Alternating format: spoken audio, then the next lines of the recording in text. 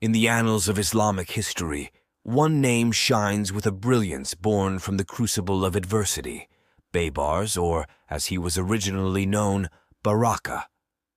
Emerging from the shadows of enslavement in the heart of a Turkic tribe, Baybars ascended to unparalleled prominence during the 13th century, leaving an indelible mark on the Mamluk Sultanate in Egypt.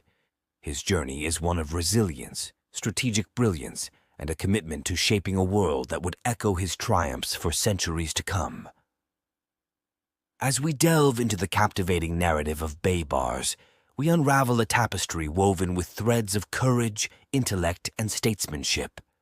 From the pivotal Battle of Ain Jalut, where he defied the Mongol juggernaut, to the establishment of the Bahri Sultanate, Baybars' legacy echoes through the corridors of time.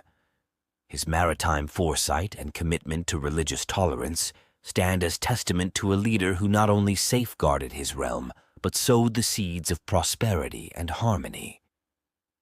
Baybars' story beckons us to explore the intricate dance of power, resilience, and vision, a narrative that continues to captivate and inspire seekers of wisdom and history.